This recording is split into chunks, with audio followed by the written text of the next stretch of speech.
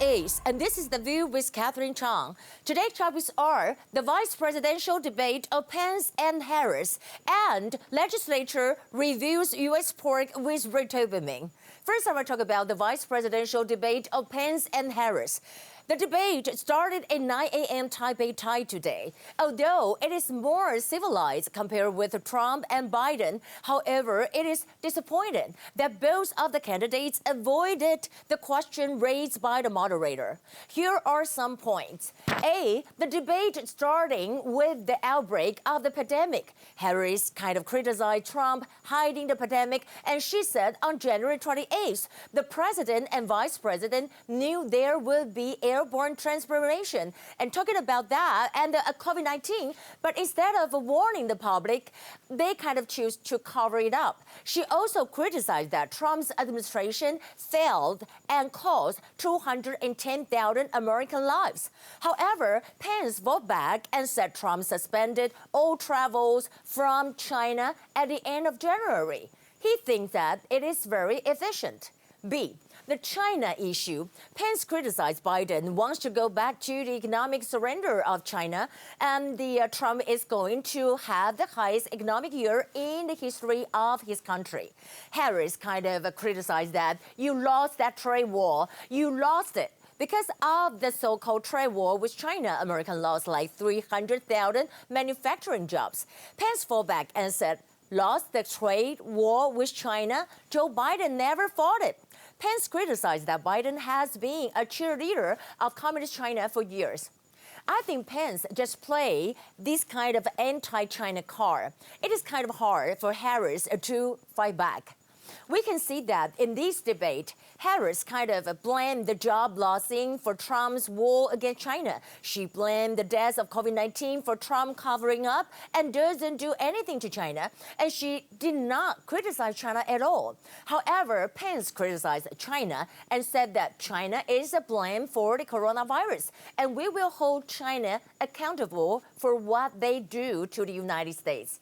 See, I think this debate is more civilized than the quarrels between Trump and Biden.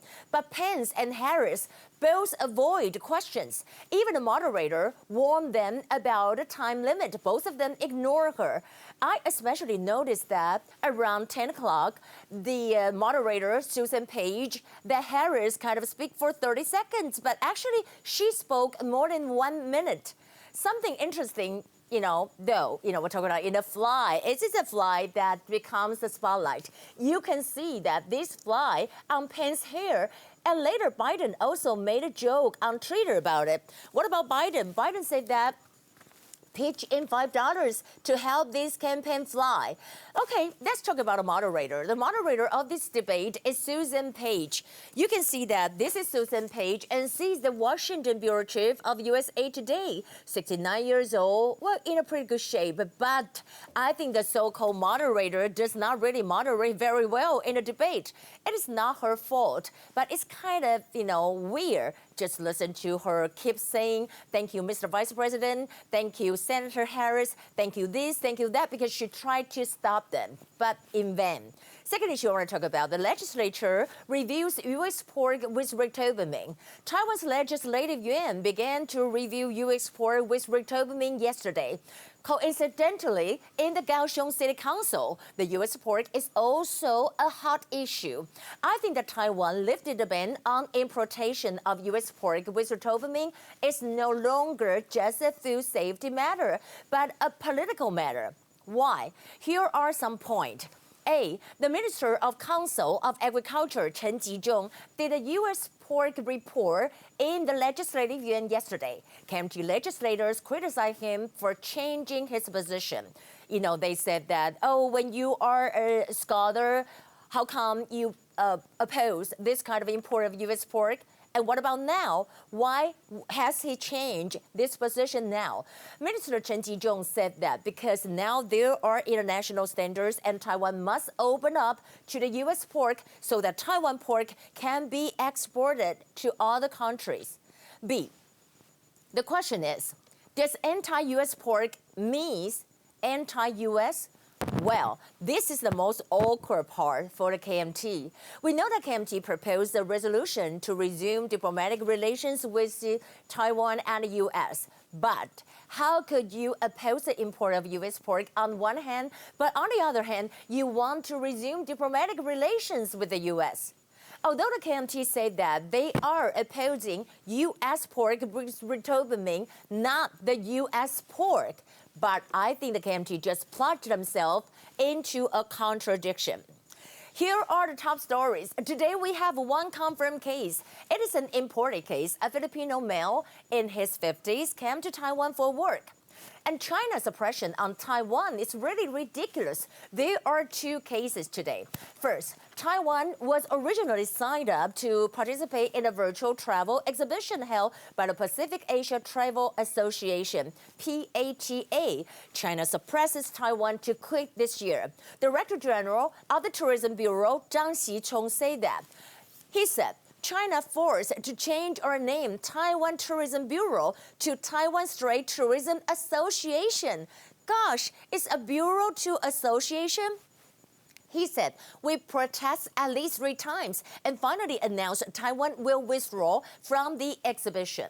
As to the second case, Indian media celebrating Taiwan's National Day, but China warns them. Indian media like Indian Express and The Statement post a whole page of celebrating Taiwan National Day with President Tsai photo in the news. And the TV station introduced Taiwan for 25 minutes long. However, Chinese embassy warned Indian media. The Chinese embassy in New Delhi sent out a letter and said that we hope Indian media can stick to the One China principle. In particular, Taiwan shall not be referred to as a country or a Republic of China or the leader of China's Taiwan region as president. So do not send the wrong signals to the general public. How come he has this opportunity, kind of right to say that? This is so ridiculous. And this information was released by Indian media while new principal, talking about the correspondent, his name is Sidna Sibo, because he was angry about China's interfering in India's media. Taiwan Foreign Minister fought back to China. Joseph Wu said that. He said India is the largest democracy on earth with vibrant press and freedom. But it looks like Communist China is hoping to march into the subcontinent by imposing censorship. Taiwan's Indian friends will have one reply: get lost. As to Chinese fighters intruded Taiwan's airspace, the latest news today is that one U.S. MC-130J fighters stopped, spotted flying along the center line of the Taiwan Strait. According to the UK flight tracking website, Plane Fighter, there's one U.S. Lockheed MC-130J fighter flying through the center line. And we can see that Taiwan netizens said that the U.S. came to a special mission that wants to tell China there is a central line between the Taiwan Strait. Also, Chinese fighters once again intrude Taiwan's ADIZ in 2 consecutive days. Taiwan Ministry of Defense treated that one PLA KJ-500 aircraft entered #Taiwan Southwest ADIZ on October 7th. Republic of China Air Force fighters scrambled and deployed air defense missile systems to monitor the activity. On the other hand, we know that there is also, we're talking about another flight, fly over to Taiwan Southwest airspace today, and that will be the Y-8. And the Y-8 is around 2:58 p.m. flew over to the western corner of Taiwan.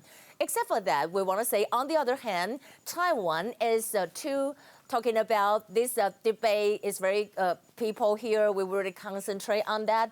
And today will be the 2020 U.S. vice presidential debate, Mike Pence versus Kamala Harris. And talking about the U.S.-China trade war, U.S. Senator Kamala Harris said that because of a so-called trade war with China, America lost 300,000 manufacturing jobs. But, U.S. Vice President Mike Pence just fought back, and he said Joe Biden has been a cheerleader of Communist China for years. He never fought a trade war. except for that, I want to say that U.S. Vice President Mike Pence and also talking about that, about the COVID-19 pandemic. You can see that Harris said that Trump administration's perspective and approach to China has resulted in the loss of American lives, American jobs, and American standing. But Pence just said China is a blame for the coronavirus. President Trump has made it clear that we will hold China accountable for what they did to the United States. We can see that we're talking about, this is the only vice president debate today. And the second presidential debate will be held in Miami, Florida on the 15th. We'll be watching on that. Tomorrow is our double 10th National Day, the first vacation, but tomorrow is, October 9th. But people have a long weekend, but we're still working. So I'll see you tomorrow, okay? This is The View with Catherine Chang. Bye.